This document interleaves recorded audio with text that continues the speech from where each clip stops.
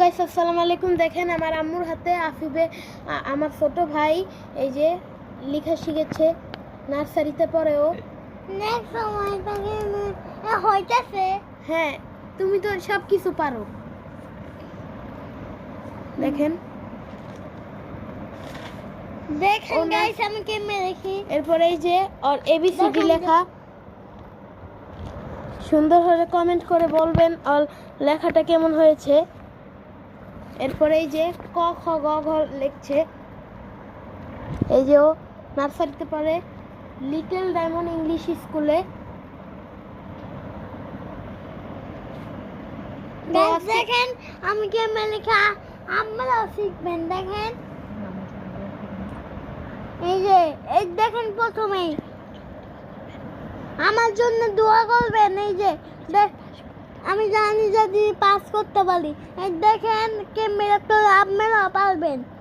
এই যে একটা দাগ দিয়া, পরে একটা বেঁকা দাগ দিয়া, আবার একটা সোজা দাগ দিয়া।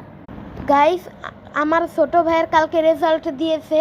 ও এ গ্রেড পেয়েছে, জীবনের প্রথম পরীক্ষা দিয়েছে, ও এ গ্রেড পেয়েছে। আফিফ, তুমি এ গ্রেড পাইছো?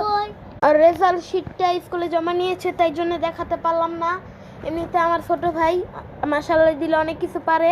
আর এখনো আপনাদের একটা কবিতা শোনাবে। আফিফ, একটু বলো তো কবিতাটা। হামটি দামটি খেতে নেওয়া, হামটি দামটি আউনাগি ফল, পুদেন পুত হামটি দামটি যুগে তালেগে।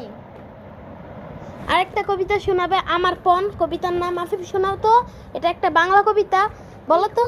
পন মোলা ইকুলি নুপন, ফুলের মতো গল্প মালা মডেলি জীবন। মাশাআল্লাহ, দেখেছেন গাইস, ও সব পারে। আরেকটা জিনিস শোনাবে, কানা বগিচ্ছা, কবিতার নাম। ওই দেখা যায় তার গাছ, ওই আমাদের গা, ওখানেতে বাস করলে কানা বগিচা। আপনাদের ব্লগটা ভালো লাগলে শেয়ার করে দিবেন।